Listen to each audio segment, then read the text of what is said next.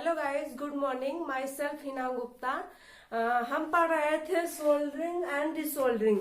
मैंने इस पे अपनी पहले वीडियो दी है, इस पे मैंने बताया, हम उस पे लास्ट टॉपिक था हमारा सोल्डर और हार्ड सोल्डर, मतलब टाइप्स ऑफ सोल्डर।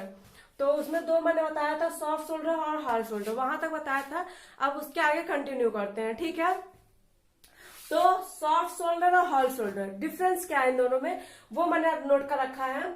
ये सॉफ्ट सोल्डर यह कच्चा जोड़ टाका होता है, हार्ड सोल्डर यह पक्का जोड़ और टाका होता है, ठीक है। यह लेड और टिन की मिश्र धातु है, यह कॉपर और जिंक की मिश्र धातु है। जो हमारा हार्ड सोल्डर होता है वह कॉपर और जिंक का मिश्र धातु होता है, और सॉफ्ट सोल्डर जो होता है हमारा लेड और टिन का होता है। क्लियर है। आते हैं अपने नेक्स्ट पॉइंट पे। हमारा नेक्स्ट पॉइंट है, इस जोड़ में नौसादर को फ्लश के रूप में काम में लेते हैं, और हार्ड सोल्डर में इसमें सुहागे को फ्लश के रूप में काम में लेते हैं, ठीक है। मैंने तीन तीन पॉइंट लिखा है, आप चाहे तो इसमें एक और बढ़ा सकते हैं, यहाँ जगह नहीं थी इसलिए मैं इरेज करके ऊपर लिखती हूँ। आप लोग इतना नोट कर लीजिए और स्क्रीनशॉट ले लीजिए अगर चाहे तो मैं अपना चौथा इसमें एक ये होता है, कहीं तो मैं मुंह से ऐसे ही बता देती हूँ। चौथा क्या होता है, ये सोल्डरिंग आयरन की हेल्प से होता है। और जो हार्ड सोल्डर होता है वो भट्टी, गर्म भट्टी में हो गया, जो हम कहते हैं नहीं रिवेट करके होता है, उसको हम हार्ड सोल्डर कहते हैं। जैसे कि जो बड़े बड़े पुलों में देखते हो जोड़ बनाता है तो उसमें बेल्डिंग होती है, तो वो हमारा हार्ड सोल्डर होता है। और जो सॉफ्ट सोल्डर हमारा होता है वो सोल्डरिंग आयरन से द्वारा छोटे छोटे कॉम्पोनेंट्स को जोड़ने के लिए किया जाता है, ठीक है। तो डिफरेंस आप लोग को समझ में आ गया सोल्डर और हार्ड सोल्डर का। मैंने पिछली वीडियो में बताया था कि सोल्डर क्या है, सोल्डरिंग क्या है। इस अगर आप लोगों ने नहीं देखी वो वीडियो तो पिछली वीडियो देख लीजिए, और ये इसका पार्ट सेकंड है। तो मैंने यही से स्टार्ट किया, उसमें भी मैं डिफरेंस बताए थे, तो इसमें डिफरेंस मैंने डायरेक्टली नोट कर दिया है। और अब हम अपना आगे पढ़ेंगे कि हमें सोल्डरिंग लिए कौन कौन से चीजों की जरूरत पड़ती है। आइए अपने नेक्स्ट टॉपिक पे आते हैं। तो अपना क्या है अगला टॉपिक, सोल्डरिंग के लिए आवश्यक सामग्री। अभी तक हमने पढ़ा कि सोल्डरिंग क्या है, सोल्डरिंग में जो हम सोल्डर की सहायता से करते हैं, सोल्डर के बारे में हमने पढ़ा। तो और क्या क्या चीजें हमें जरूरत पड़ती हैं वो है हमारा टॉपिक। सोल्डरिंग के लिए आवश्यक सामग्री, सोल्डर हो गया, फ्लास्क हो गया, ब्लो लैंप हो गया, सोल्डरिंग आयरन हो गया, सोल्डरिंग गन हो गया, सोल्डरिंग आयरन होल्डर। मतलब कि सोल्डरिंग करने के लिए हमें ये चीजें चाहिए। मतलब अब हमने सोल्डर के बारे में तो पढ़ रखा है, इसके बारे में कुछ बताने की जरूरत नहीं है। फ्लक्स का हमारा तो नेक्स्ट टॉपिक में इस पे डीपली मैं बताऊंगी, फ्लक्स यही इंपॉर्टेंट है। बाकी सोल्डरिंग आयरन होल्डर तो पता ही है, जब उसको हम हीट करते हैं तो हीटिंग के लिए अब उसको हम मेज पे तो रख नहीं सकते हैं, तो उसके लिए हमें सोल्डरिंग आयरन होल्डर चाहिए। तो सोल्डरिंग गन जो होता है, उसके बाद जो हमें उसमें गर्म हवा देती है जिससे वो चिपकता है, जो ऑक्सीडाइड होता है हटता है, उन सब के लिए हम इन सब चीजों का यूज करते हैं। तो इसके बारे में हम ज्यादा कुछ नहीं, बस हम फ्लक्स के बारे में पढ़ेंगे। बाकी ये सब तो आप लोग को पता ही है, इक्विपमेंट है। अब मैं आपको दिखा तो नहीं सकती हूँ ये चीजें, सोल्डरिंग आयरन होल्डर कैसे होता है, सोल्डरिंग आयरन क्या होता है, ये आप लोग जब अपने ITI के कॉलेज में जाइएगा तो उनसे मांगेगा कि हमें सोल्डरिंग गन दीजिए और सोल्डरिंग आयरन दीजिए, होल्डर दीजिए, ये सब फ्लक्स और सोल्डरिंग करके चेक करिएगा, ठीक है। और उस पर कुछ चीजों के बारे में आपको जानना होगा तो मुझे कमेंट करिएगा। तो अब हमने सोल्डर के बारे में तो पढ़ रखा है, हम पढ़ेंगे फ्लक्स के बारे में, ठीक है, कि फ्लक्स हमारा क्या होता है, फ्लक्स के यूजेस क्या होते हैं।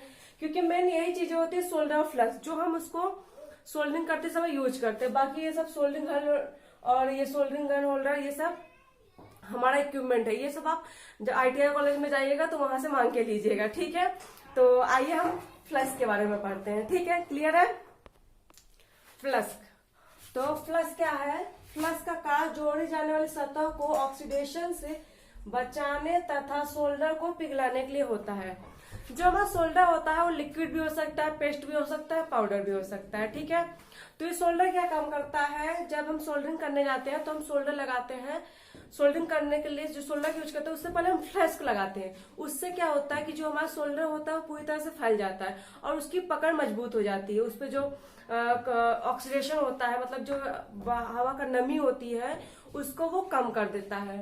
तो उससे क्या होता है, वो पिघल जाता है अच्छे से सोल्डर और अच्छे से चिपक जाता है। इसीलिए हम सोल्डरिंग का प्रयोग करते हैं, ठीक है, मतलब कि फ्लक्स का प्रयोग करते हैं। कि फ्लक्स का कार्य जोड़ी जाने वाली सतह को ऑक्सीडेशन से बचाने तथा सोल्डर को पिघलाने के लिए होता है। मतलब वही है कि जो सोल्डर, जैसे कि हमारे कोई पीसीबी हुई जो सतह होती है, कोई कंपोनेंट के नीचे, तो उस पर हम सोल्डर करने से पहले हम उस पर फ्लश लगाते हैं। उससे क्या होता है, जो नमी बनी रहती है वो उस पर जब सोल्डरिंग करते हैं तो अच्छे से पिघला देता है, और उससे क्या होता है, मजबूत जो हमारी जो पकड़ हो जाती है वो मजबूत हो जाती है। पूरी तरह से फैल गया तो सब तरीके से लग गया तो वो जो पकड़ होती है उसकी मजबूत हो जाती है। तो समझ में आ गया आपको फ्लश का यूज क्या है। हमारा जो फ्लश होता है ये भी 2 टाइप का होता है। पहला होता है कोरेसिव और दूसरा होता है नॉन कोरेसिव।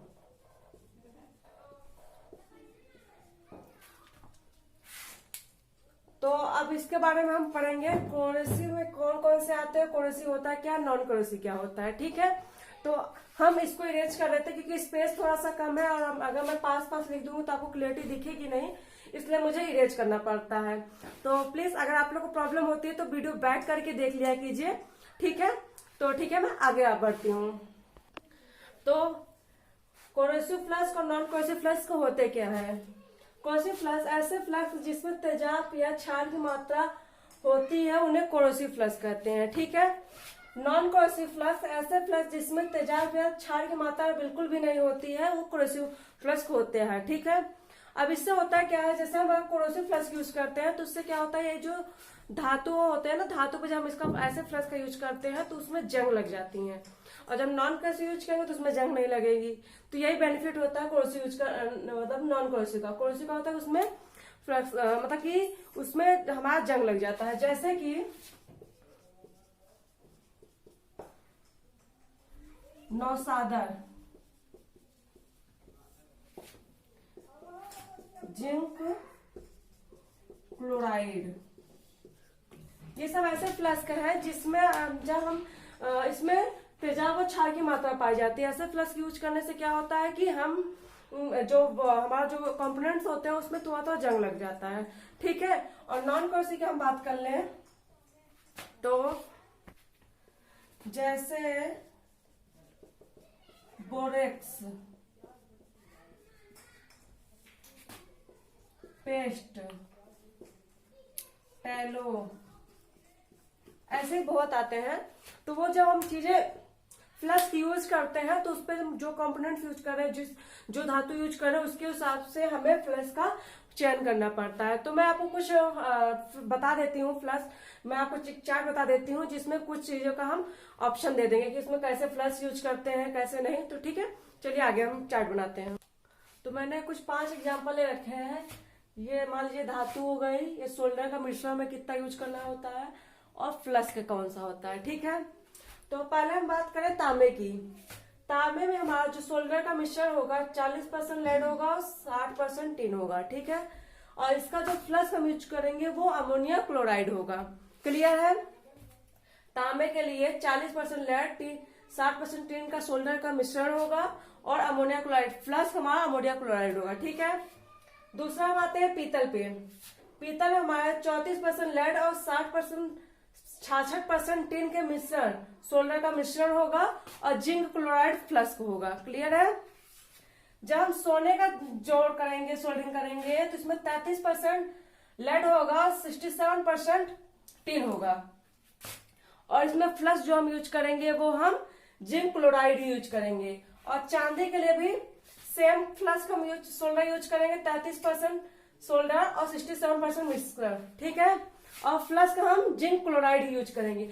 अब देखिए इसमें पीतल, सोना और चांदी सब में हमारा सिर्फ पीतल का सोल्डर का लेड और टिन का मिश्रण चेंज हुआ है और सोना और चांदी का मिश्रण सेम रहा है और इसमें फ्लक्स भी सेम रहा है। क्लियर है, बात करें हम जिंक की, तो जिंक में 45% लेड और 55% टिन का सोल्डर का मिश्रण होगा और हाइड्रोक्लोरिक एसिड का फ्लक्स होगा। क्लियर है, इसी तरीके से बहुत सारे जो मतलब ये धातु होंगी, हमने बताया है तांबा, पीतल, सोना, चांदी, जिंक, लेड और टिन का भी होगा। बहुत से धातु होते हैं तो उनमें हम यही इसी तरह के परसेंटेज का ध्यान रखते हुए सोल्डर का मिश्रण यूज करेंगे और फ्लक्स यूज करते हैं। क्लियर है, इतना आप लोग को समझ में आ गया। तो आइए हम अपना आगे का देखते हैं, फ्लक्स के कार्य क्या होते हैं। ठीक है, चलिए आगे बढ़ते हैं। फ्लक्स के कार्य क्या है, यह जंग लगने से बचाता है, यह सतह को साफ करता है। फ्लक्स के कारण जोड़ पूरा और मजबूत बनता है। यह पिघले हुए सोल्डर को फैलाने में सहायता करता है। क्लियर है? फ्लक्स के कार्य क्या क्या है, मैंने पहले ही बता दिया था कि फ्लक्स हमारा सोल्डरिंग को फैलाने में काम करता है, हमारी हेल्प करता है, और फ्लक्स के कारण जोड़ पूरा मजबूत होता है। तो अब यहीं पे हम अपनी वीडियो खत्म करते हैं और नेक्स्ट वीडियो में हम डिसोल्डरिंग के बारे में पढ़ेंगे, ठीक है। और इसका ये पार्ट सेकंड है, पार्ट थर्ड भी आप लोग देख लीजिएगा और थर्ड पार्ट जरूर देखिएगा। Thank you.